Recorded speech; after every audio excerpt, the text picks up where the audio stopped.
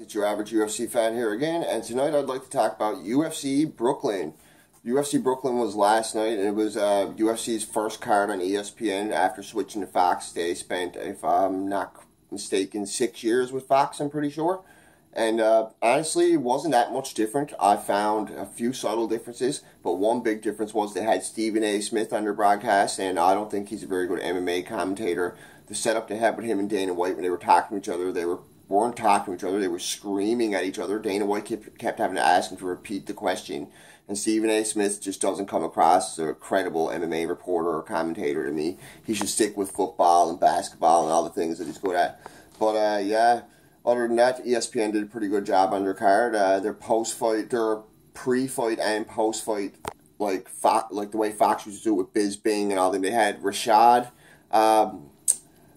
Karen Bryant, and Michael Bisping. And it was pretty good. It wasn't bad. It was pretty much the same as Fox, except they don't do it during the card. They don't do it with all the people in the building. They do it the day before. You can tell because they keep saying, when they keep referring to the card, they're saying tomorrow. They keep saying, oh, tomorrow's card. But even though they were showing it an hour before the event. As for the event itself, there was a few controversies in it. I'll get into that.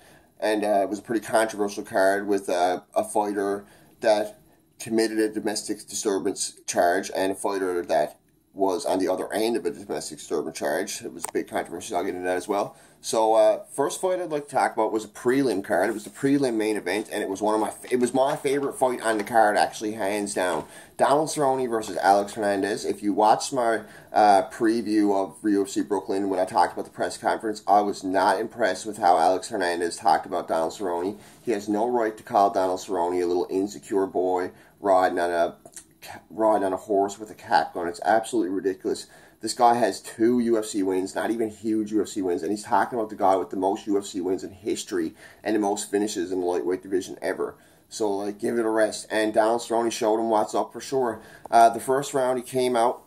He was gauging the distance. He took a couple shots from Hernandez. Hernandez was really hyped up, you could tell. He took a nice little uppercut, nice little overhand, and then he started to get into his groove. Cerrone picked him apart with the hands in the first round. He landed a nice few jabs, a couple nice overhands. It was all Cerrone. He controlled the pace. Hernandez was pressuring him, but Cerrone was backing up and countering everything Hernandez was throwing. And by the end of the first round, Hernandez had blood coming out of pretty much the side of each eye. You could tell he was a bit busted up, and you could tell he's never been hurt like that in a fight before. He's never been through that kind of pace, and that he's never really been tested like that in a round. Just by the look on his face, he looked so dejected after that first round. And the second round, Cerrone just showed him what's up, completely controlled him. Hernandez tried to get it to the ground at one point. Cerrone did have it on the ground at one point, and he controlled that part. And when it did get back to defeat, Cerrone absolutely picked him apart. It was a cerebral, it was almost like the Rick Story fight. It was just a cerebral attack, almost Nate Diaz, like, with these nice jabs and nice shots, not full power, 60-70% power, and then he'd wait for this open shot, and he'd land a big overhand. It was nice, and he ended up waiting for Hernandez to come in and countering him, hitting him with a nice kick, stumbled him, rocked him, hit him with a shot as soon as he went down, just absolutely took it to him, beat him down, referee stopped it.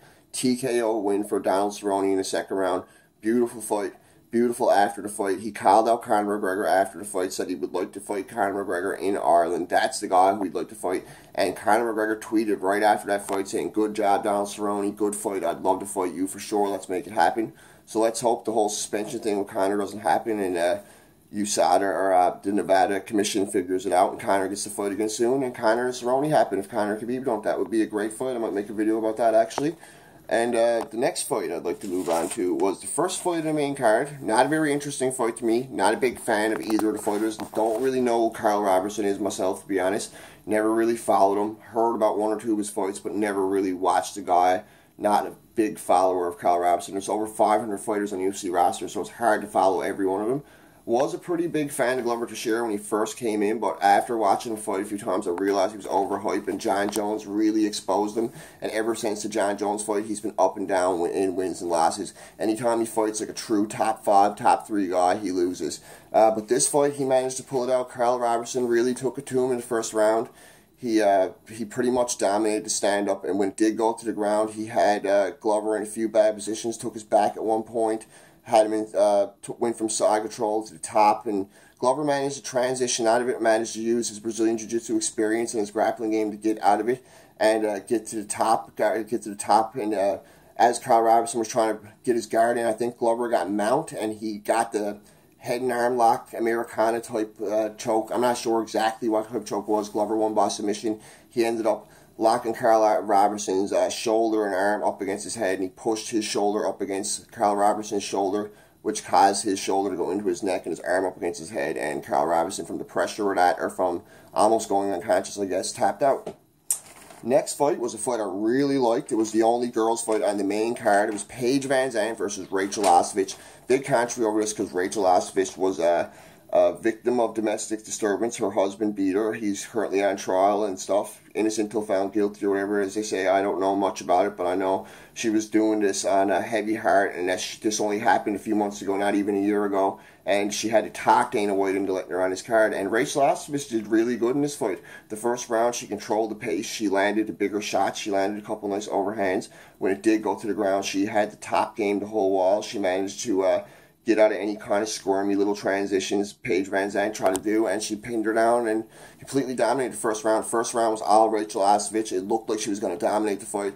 But going into the second round, Paige VanZant had a whole different idea. Ozzfest dominated a bit. Well, didn't dominate, but she got the better of the stand-up, so it went immediately to the ground within like 30 seconds.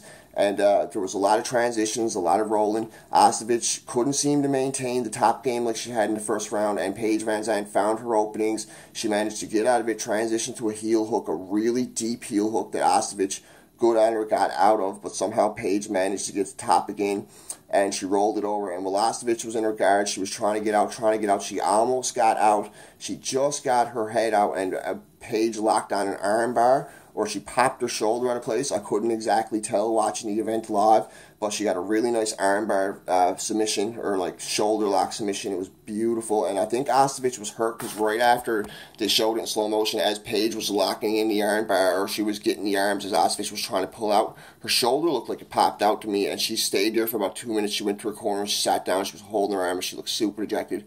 Felt really bad for her, but was really happy for Paige VanZant to get that win too. Paige VanZant's a scrapper. Anybody who's ever watched Paige VanZant fight, that girl's all her heart. She's not just looks, she's heart, brain, she's the full package. Great fighter. Next fight was Joe Benavidez versus Dustin Ortiz. It was a pretty good flyweight fight, back and forth, a lot of fighting. Joe Benavidez dominated as everybody expected. He was the favorite by far, in my opinion, next to Henry Cejudo, DJ, and maybe now TJ. Nobody's going to beat Joe Benavidez. He's an alpha male fighter. He's a really good 125 flyweight fighter with a lot of big fights. He actually has a win over Henry Cejudo. He's one of only 2 of Henry Cejudo's losses. He dominated the fight with his ground game, with his stand-up. It wasn't really an entertaining fight to me. I kind of knew what was going to happen. Don't really want to spend a lot of time talking about it, so Joe Benavidez won by unanimous decision. The next fight was great. Gregor Gillespie, 13-0, huge prospect. Keep your eyes out for Gregor Gillespie. 5-0 in the UFC, 6-0 in the UFC now, if I'm not mistaken. Dominated Yancy Medeiros, took it to the ground with his beautiful chain wrestling next to Khabib, probably next to Khabib and Henry. He's the best wrestler in the UFC, in my opinion, or he certainly looks like it. His MMA wrestling is so crisp. He can take anybody down. He had Yancy on the back foot the whole wall, immediately got him down to the ground within like the first minute, and dominated him. Just transitioned all over him, went all different kind of positions, ground and pound, ground and pound. Yancy can only take so much. He's tough as nails. He was 3-1 at 170. You watch Yancy Medeiros fight, he can take one hell of a beating, and the beating just got to be too much by the time the second round came. He did get out of the first round after Gregor took it to him, was just all over him. It wasn't so much for ground and pound clinic in the first. It was a lot of transitionings, keeping Yancy down, showing him that, like, you're not getting off the ground, you're stuck on the ground now.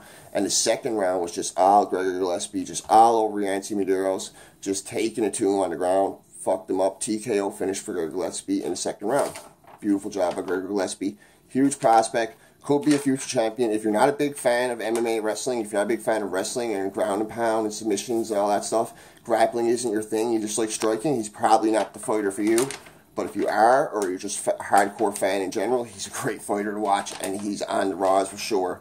And he's so humble. He won't call out anybody. He just wants to just do his thing. So that's just, I guess, some people call that a real fighter because you don't kind of talk shit to get you. You're going to fight your way to where you're going.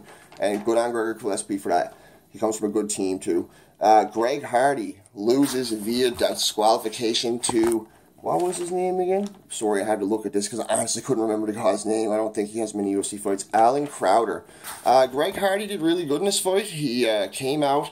He dominated the stand-up for the most part in the first round. He landed a nice few shots. Crowder managed to get him down about 2 minutes, 3 minutes into the first round, but he didn't do anything on the ground. He basically was just trying to stop Greg Hardy from getting up. He didn't go for any submission attempts. He didn't land any nice shots. He just held Greg Hardy there.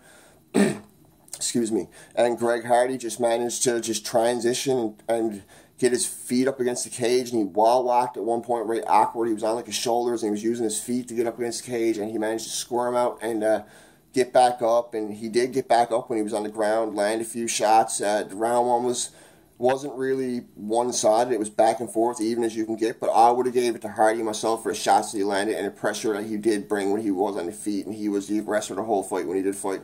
Second round, he seemed a bit rejuvenated to me. He seemed to be doing a lot better. He hit Crowder with a nice few shots. When Crowder did attempt to take it to the ground, Greg Hardy stuffed it, but something went wrong for Greg Hardy because as Alan Crowder was trying to get back up after taking a few shots and getting a takedown, getting stuffed and all that, Greg Hardy must have thought that his knees were up when his hands came up, because Greg Hardy threw a big knee while he was down, absolutely rocked him. He probably would have been able to continue, fucked him right up, and the referee stopped it. Greg Hardy thought he won. A lot of fans thought he won. I didn't think he won. When I seen it happen, I was like, fuck, that's a DQ. I could tell just by the referee was acting. It sucked, so I felt so bad for the guy because you could tell he didn't mean to do it. It really was like a rookie amateur mistake, and he ended up getting DQ'd for it, and he gets an L in his first official UFC fight. But if you don't know who Greg Hardy is, he's the guy who was on the other end of the domestic disturbance charge. He's the guy who supposedly beat his wife. I don't know much about it, but I know he was found guilty. I'm pretty sure he was kicked out of the NFL over it.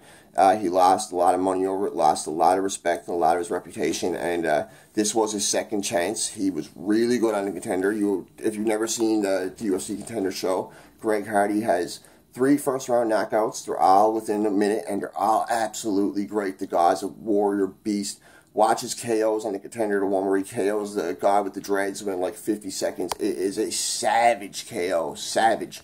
Bisping talks about it in his podcast, actually. He's like, one of the craziest KOs I've ever seen in my life and biggest impacts I've ever seen was when Greg Hardy knocked that guy out. So, yeah, good on Greg Hardy for that, but really bad for him to lose his first loss. But in the post-fight press conference, Dana White said he did feel it was a mistake. He didn't feel it was intentional, and he is going to give Greg Hardy another fight. So this isn't the end of Greg Hardy. If you're a Greg Hardy fan or you're a Greg Hardy hater, you're either going to get to see him win next time or you might get to see him get knocked the fuck out. But either way, he's a big boy. Came out of the NFL. He has fame from the NFL. He's after sacking guys like Tom Brady. He was a star in the NFL, star defensive player. He wasn't the big guy catching all the balls and scoring the touchdowns and all that, but he was a star defensive player. People in the NFL definitely know who Greg Hardy is. So yeah, he's a guy to watch out for sure. And he's a really big, scary-looking heavyweight. I like watching him fight just because of how big and scary he is. He has a good personality too. When I seen him in the post-fight press conference. And the main event, the absolute waste of time. The funny coincidence is, the first ever Fight Night card on Fox ended within a minute. It ended with Junior Dos Santos dominantly knocking out Cain Velasquez. No question about it. Junior Dos Santos won. He won the title. It was an amazing fight. Everything went right for UFC.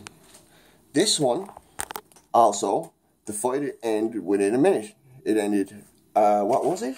It ended 32 seconds into the fight. 32 seconds into the fight. The only problem is, it shouldn't have ended. It was a referee error.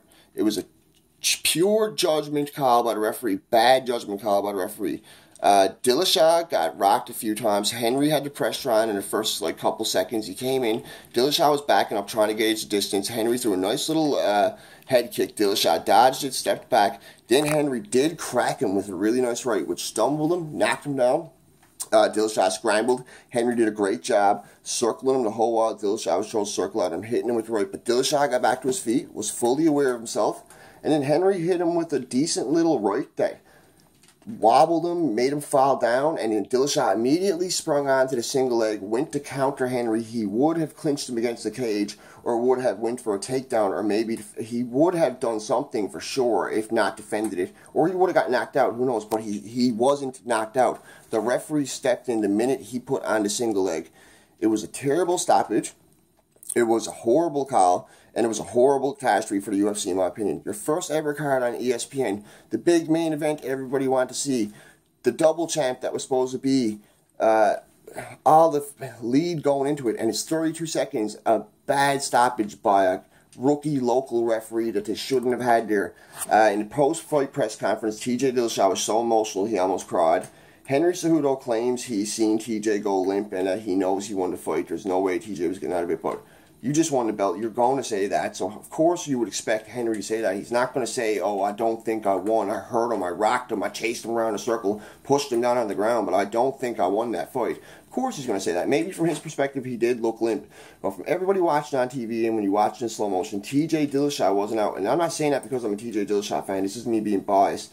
This is just what I saw.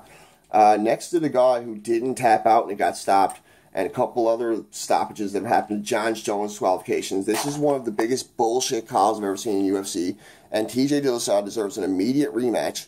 It's not going to be a no contest or nothing like that, because Henry did what he had to do, and it was the referee's judgment call, so it isn't going to be a no contest or nothing like that. But it should be an immediate rematch for TJ Dillashaw at every weight he wants. He should get a shot at that flyweight title. Henry Cejudo shouldn't go around acting like he's the champ.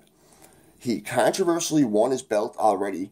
And I'm just shocked that he won that way. I'm shocked that they allowed that to happen. I'm shocked that this can happen in the UFC. If that happens in the UFC, there should be some kind of expert or some kind of like doctor or some kind of judge or something that should say, go to replay, see what happened, see if this truly happened, and if that's what fucking happened, they should start it over from the same position. They should let TJ get the single leg and let Henry fucking do his thing, whatever. They should figure something out when that happens, because they can't just have a big, huge main event end like that again, especially on this kind of card. It was really heartbreaking for me as a fan. I stayed up the whole night just wanting to watch that fight, wanting to see Dillashaw do his thing. I was rooting for TJ. Good on Henry, he won the belt, I guess, but it was fucking garbage. And to hear all my friends be like, oh, Henry won, Henry dominated, Henry this, it was a terrible call, terrible stoppage. Felt so bad for TJ in the fucking post-fight. Almost everybody agrees with him. Dana White himself said it was a horrible stoppage, said he doesn't agree with the referees, local referees being allowed on the cards. They should have the experts there. And I totally agree with Dana. And yeah, and the way Henry got on in the post-fight, I didn't like it. Henry at one point, I guess he was, from the media saying, there was media members questioning him saying, oh yeah, I don't think TJ was actually out. I think he kind of stumbled in that one. I think he had the single leg. And Henry said, oh well, I guess I'm a thief. I'm a two-time thief. So he's almost admitting it, that he stole those belts. So yeah, that's UFC Brooklyn. A bunch of really good fights and a very, very controversial, shitty main event. If you're a Henry Cejudo fan, I guess you're happy. If you're a fight fan in general, you know it's garbage. If you're a TJ Dillashaw fan, you're devastated, like myself. So yeah, that's UFC Brooklyn in a nutshell. The post-fight press conference was really interesting. I liked what Dana White had to say. He would not confirm whether or not the flyweight division will last no more or not. The only real contender out there that's left for Henry is Joseph Benavidez, and he is a legit contender because he has beaten Henry before. He's one of the only guys to have beaten Henry, and the only other guy is in one right now. He's not even in the UFC. So those are my thoughts on the UFC Brooklyn fight card. First one ever on ESPN. The new belt looks great. The new belt's sick, if you ask me. If you like this video, like and subscribe. Feel free to leave a comment. I will be having a video about the press conference, and I'm also going to be making a video in the future about Cowboy and Conor. I think they should fight. I'm going to do a few stats, talk about their big fights, their big accomplishments, and yeah, so let me think your thoughts. Think any other big fights that you want to see in the future that I should talk about? Feel free to leave a comment, because I'll be sure to talk about them. This is Mr. Average Hockey Fan. Today I'm Mr. Average UFC Fan. Over and out.